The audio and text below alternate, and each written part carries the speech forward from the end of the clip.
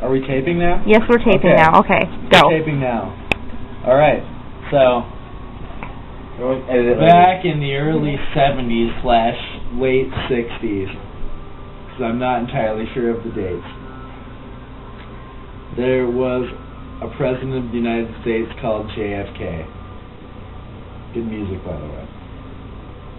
A president of the United States who had all the pimpery of an American movie star and 3 times the pimpery of a Bollywood movie star. And he was most famous at the time for 2 things. 2 things. First of all, boning Marilyn Monroe. Second of all, organizing this great attack on Cuba. Okay, I have to go back.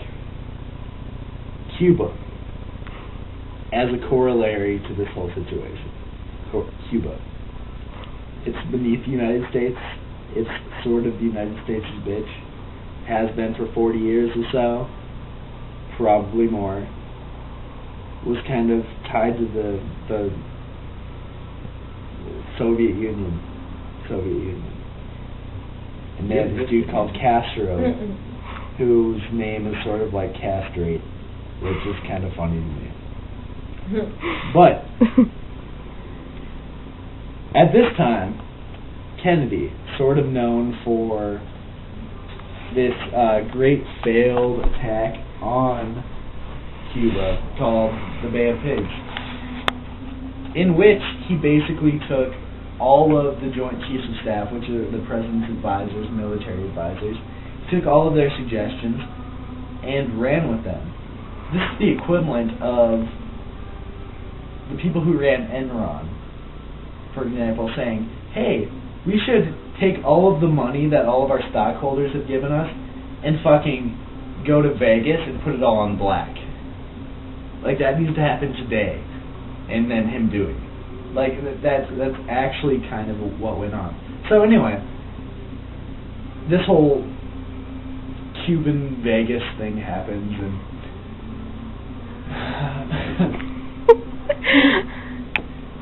so Kennedy's hanging out, and his advisor's like, hey, you should invade Cuba.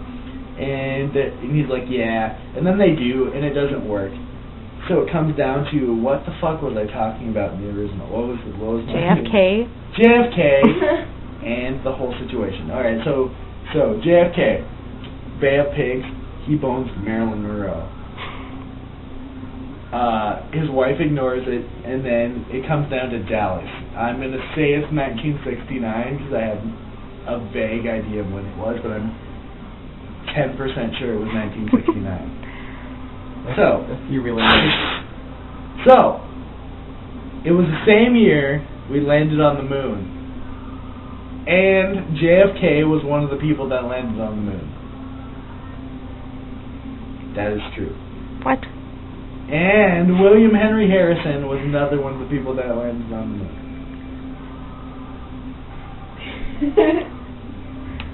So, I'm going to set a stage for you. I was just saying. 69, you live in Dallas, Texas.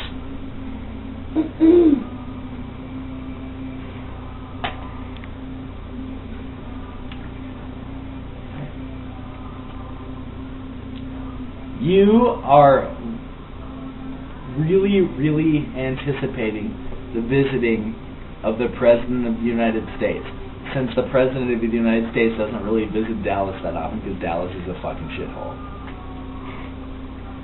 So, he's coming there. He's going to ride all the way through your city without any kind of protection. And you happen to have some sort of ideological difference with this John Kennedy person. Say you realize that in a couple of decades his brother's going to kill a woman and get away with it. Like, that's understandable. You don't know that yet, but you have some sort of precognitive powers. Or you're a Republican. Either way. Like, it's really the same thing. What's the guy's name? It's not John Wilkes Booth. Lee Harvey Oswald. Lee Harvey Oswald. Say your name is Lee Harvey Oswald. And you're gonna go. You work at some sort of book company called the Brookings Book Company. You work at the Brookings Book Company. That's a real thing. True story. I know. I live right next door. Yeah. Okay. So you work at the Brookings Book Company, and you're gonna go 6 stories up. They didn't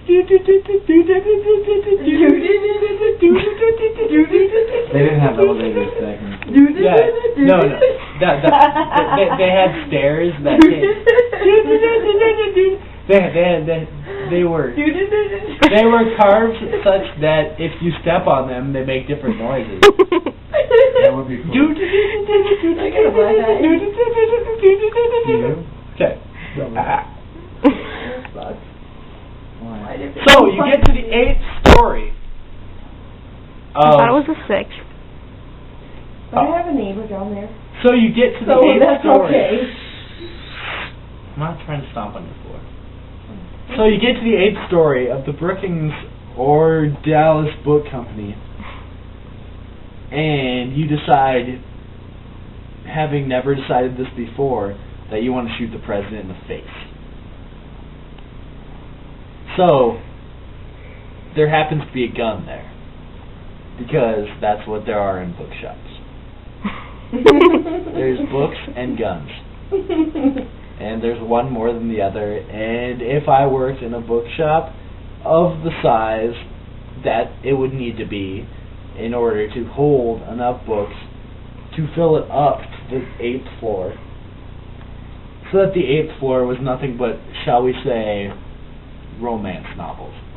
If the 8th floor was nothing but romance novels, I would definitely pick up the box marked sniper rifle instead. So I understand where he's coming from. But he picks up this book.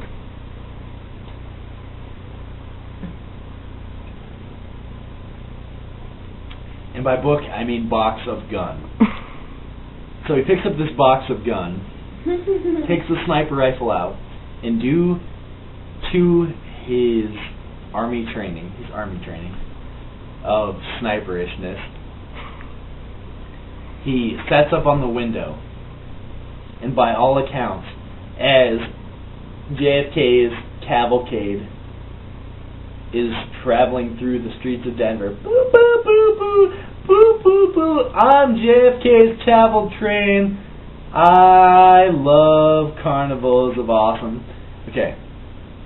Lee Harvey Oswald sets up, he's like, I bet I can take that bastard out in one shot. The back of JFK's head is like, there's no way you can do that. Lee Harvey Oswald's like, totally can. Watch this shit. And JFK's like, fucking try. So Lee Harvey Oswald fires a magical bullet. Boom! And it has fairy wings. It's flying down. It's flying down. all the way. You can see it. Slow motion.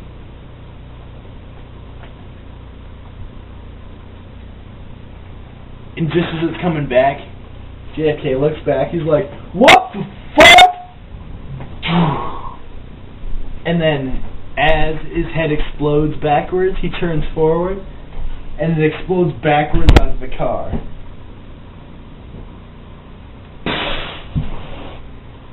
And his wife is like, holy fuck, my husband has exploded. Or likewise.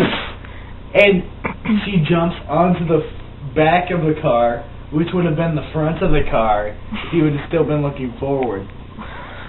And she grabs part of his skull, and she lifts it up into the air like a trophy. And then she puts it back on. And JFK says 3 words as a zombie before he dies. And that's make sure the government works good. Make sure the government works good. That was his last words. All 3 of them. And then he died, and he willed all of his wealth to Marilyn Monroe.